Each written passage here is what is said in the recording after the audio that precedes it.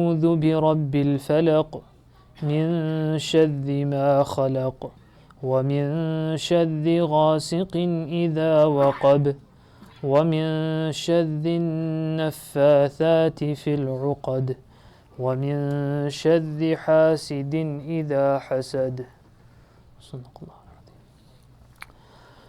So as we mentioned yesterday, the Surah Al-Falaq and Surah An-Nas, the idea of these ayat, or the meaning of these verses, the general theme of both these surahs are very close. And in reality, in fact, actually, these two surahs, Surah Falaq and Surah Nas, they were both revealed together. Sometimes entire surahs would be revealed together, sometimes certain portions of surahs would be revealed, sometimes one surah would be revealed multiple times. For example, Surah Al-Fatiha, Mufassirun say that Surah Al-Fatiha was revealed multiple times. And that whenever there was an incident, or when there was an incident that would be pertinent that these ayat should be revealed, then again these ayat would be revealed. Right? So like this, sometimes certain surahs, multiple surahs would be revealed together. So this is one example, that Surah Al-Falaq and Surah An-Nas, both of these surahs were revealed together. The reason being that the sababun nuzul meaning the cause of revelation. The certain ayat, sometimes there would be certain incidents. There would be certain incidents which would cause the revelation of certain ayat. Right? There's sometimes a certain incident would take place in the life of Nabi Karim Sallallahu Alaihi Wasallam, or to a certain sahabi, or to a group of sahaba, or whatever the general need was at that time. So based on that, Allah subhanahu wa ta'ala will send down certain, or reveal certain ayat, certain verses. So the reason of the revelation of Surah Falaq and Nas, or the cause of the revelation of Surah Falaq and Nas, was the same sabab, and the same reason, the same cause.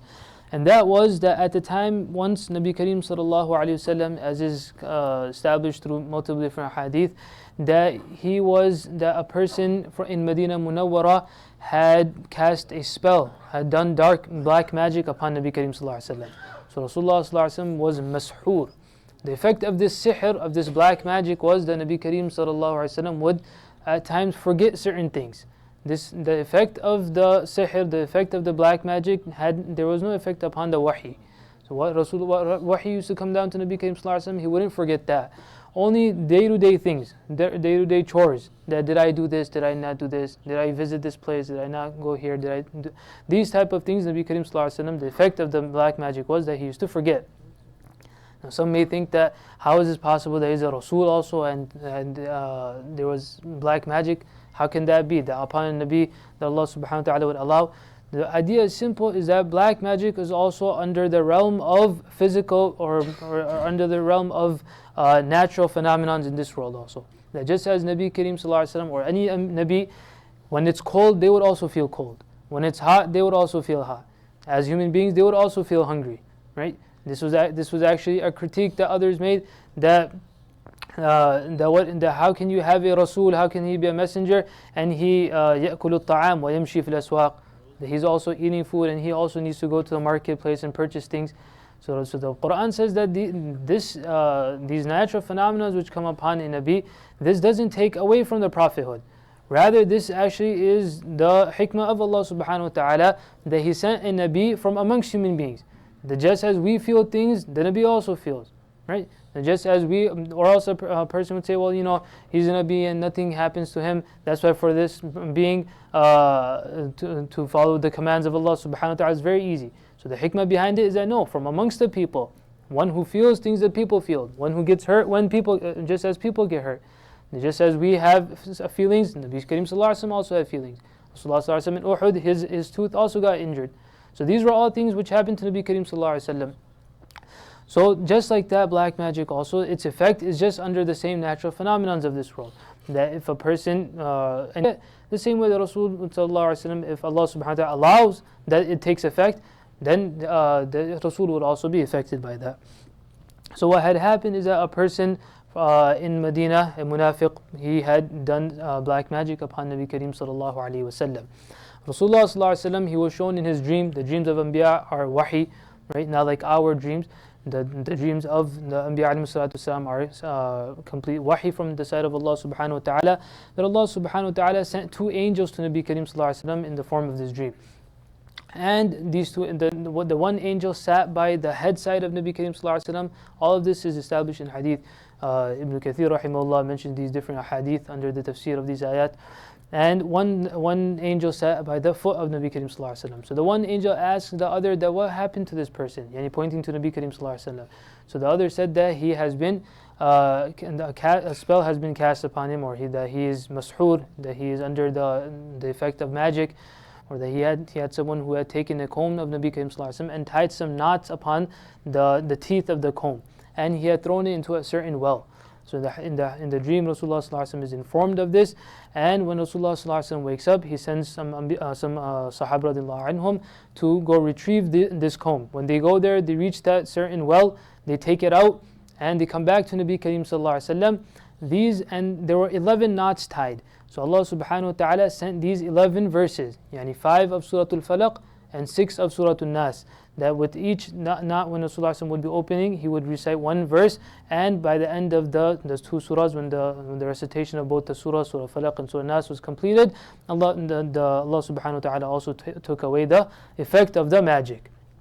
So Rasulullah sallallahu alaihi wasallam, that these two verses, as we said, the sababun nuzul, the cause of the revelation of these two surahs, was this incident of Nabi Kareem sallallahu alaihi wasallam. And these ayat, or these two surahs, were the cure, so to say, of Nabi Kareem sallallahu alaihi wasallam. That's why Nabi Kareem sallallahu alaihi wasallam in one hadith he says that when these ayat were revealed, so he told the Sahaba that, do you know what was revealed upon me at this night? So the Sahaba said no, and so Rasulullah sallallahu alaihi wasallam said that these verses that have been sent, these ayat, these two surahs that have been sent, nothing of its like has been revealed in the Torah, nothing of its like has been revealed in the Injil, nor in any other part of the Quran Kareem. The power of the Mu'awwidhatayn that Allah subhanahu wa ta'ala has put in it for those that keep yaqeen in it, is that many of these type of evils and calamities Allah subhanahu wa ta'ala uplifts through it. So it was the sunnah of Nabi Kareem sallallahu alaihi wasallam, as in the hadith of Aisha radiallahu anha, that before Rasulullah sallallahu alaihi wasallam would go to sleep, he would recite these two surahs, Surah Falaq and Surah Nas, and he would blow upon his hands, and as in Urdu they say, he used to do dam, he used to rub them over himself. So after reciting Surah Falaq, Surah Nas, he would blow into his hands and he would wipe it over his body. The hadith of Aisha radiallahu anha, she says that towards the end, when Nabi Kareem sallallahu alaihi wasallam, he was coming to his maradul maut, the final sickness before he left this world, then she says that it was very difficult for him to recite at that time. He was in his maradul maut. So she says that I would recite the Surah Falaq and Surah Nas, I would recite them, and I would blow into the hands of Nabi Kareem sallallahu alaihi wasallam, and he would rub, and then I would make him rub his hands over his own body. Why? Because the barakah of the hands of Nabi Kareem sallallahu alaihi wasallam, she says, my hands obviously do not have these barakah. So Aisha radiallahu anha, this is what she did for Nabi Kareem sallallahu alaihi wasallam. So Surah Falaq and Surah Nas, in short, this is enough for us to understand the power behind this. And again, what we mentioned yesterday, that when all of us have certain problems or calamities, rather than running here and running there, let's look towards the Quran Kareem, what Allah subhanahu wa ta'ala and Nabi Kareem sallallahu alaihi wasallam has given us as shifa, and let's take that. So coming into the translation of these verses, Allah subhanahu wa ta'ala tells Nabi Kareem sallallahu alaihi wasallam that qul, that recite or say, A'udhu, I seek refuge, bi-Rabbil Falaq, in the Lord of the daybreak. Al-Falaq, Falaq literally means something which tears, which tears through something, or the tearing, the action of tearing. Meaning when there is night and there is darkness spread all over at night, then Allah subhanahu wa ta'ala brings morning, the same way it tears through. And if someone has ever seen the sunrise, this would be an open example that this is why the word has been used. That when the sun comes, it's as if the light tears through the darkness of the night. So Allah subhanahu wa ta'ala over here says that we should say, A'udhu, I seek protection in the Lord of the daybreak, or in the Lord of the morning, as a more simpler translation. Bi Rabbil Falaq, in the Lord of the morning. So the question comes that why has Rabbul Falaq been mentioned? And isn't Allah subhanahu wa ta'ala also the Lord of the night? Only the Lord of the morning. So over here there is an indication towards this, that just as night, at night when there is darkness spread all over, a person who For example, if a person doesn't know the natural phenomena of this world, if a person sees this darkness, he'll have no hope that there can ever be light. He looks to the right, to the left, ahead, behind, it's completely dark, right? If someone tells him, just in a few minutes and now you'll see that all of these things will be illuminated, this person will say, what are you talking about? How is it possible? There's darkness all over. I can't even see my own hands. Then slowly, as the time comes closer towards the morning, then it starts lightening up, and thereafter, after sunrise, in a few minutes, it's as if there was never darkness. So like that, Allah subhanahu wa ta'ala uses this example and says that just as there may be evil surrounded around a person, the evil may be surrounding a person, whether that's evil, whether it's calamities, whether it's difficulties, or it's the evil of the sins a person is drowned in. Sometimes a person is in these type of evils and he thinks to himself that I can never come out of this, that my entire life is wretched, that I wake up in the morning and this is what I do, and before I go, and the entire day passes like this, etc., etc. A person is completely despondent regarding his entire life. So Allah subhanahu wa ta'ala says that just as you see yourself in this evil, if you take the word of Allah subhanahu wa ta'ala, the dhikr of Allah subhanahu wa ta'ala, just like how the morning spreads and a person forgets that there was even something called the night. That after a few minutes after sunrise, if you were to tell someone who doesn't know the natural phenomena that all of this was dark at one point, they may not believe you, right? Because all they see is light and light.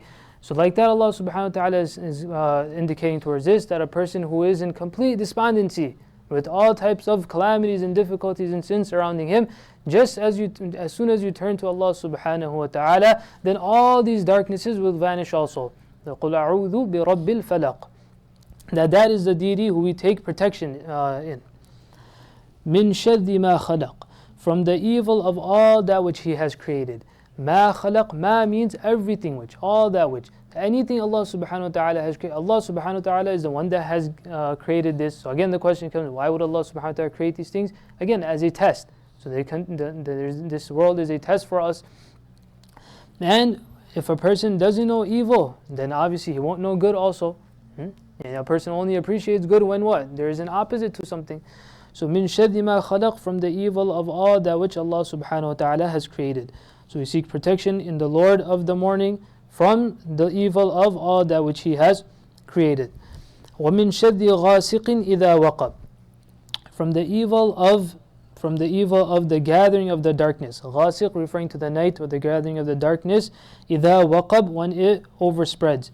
Or إِذَا وَقَبَ, when it falls. Yani when the night falls, specifically in this ayah we are seeking protection from the evil that the night brings. Right? And there is evil that is done in the day also. But many sins, or most, we can even say, most evil, for example, robbery, stealing, and many other sins that take place of fahish and illicit things, these things only usually happen, or more happen, in the darkness of the night. So specifically in this ayah that we are seeking protection from the shar, from the evil of the night, not the night itself, but the evil that comes with the night, or the evil that evildoers do at night. وَمِن شَرِّ غَاسِقٍ إِذَا وَقَبَ. وَمِن شَرِّ النَّفَّاثَاتِ فِي الْعُقَدِ. And from the evil of sorceresses, فِي الْعُقَدِ, who blow upon knots to cast spells. This was a method of how they used to do black magic, that they would tie knots and blow into them. With the effect of the shayateen that they used to work with, there would be this effect of dark magic. One method over here that the ayah is saying is that what they do is that they blow into these knots. So specifically, again, in this ayah, we're seeking protection from that evil. And at the end, وَمِن شَرِّ حَاسِدٍ إِذَا حَسَدٍ, from the evil of the envier when he envies, or any envier when he envies. The sin of envy, or the evil of envy, this was the first sin, they say, that was done in the samawat, and the first sin that was done upon this earth also. That shaitan, Iblis, when he was given the command of prostrating to Adam alayhi salam, to bow and to make sajda to Adam alayhi salam, what had kept him behind? What kept him back? One cause that was there is that there was hasad, there was envy. That why this being? What should be happening? That everyone should be prostrating to me. That's what his psychology was. That's what his thought was. That I have been created from a better matter, from a matter which is stronger, from fire. Adam has been created from teen, from dirt, from mud. That is of a lower matter. Fire has the ability to burn, right? Whereas teen doesn't have. So this was his philosophy, his thinking, his psychology, that I am better, right? So that he was envious. That why did Allah subhanahu wa ta'ala give the angels and myself the command to prostrate to Adam, whereas they should all be prostrating to me? So that was the first sin. This was a quality which caused Iblis to go astray.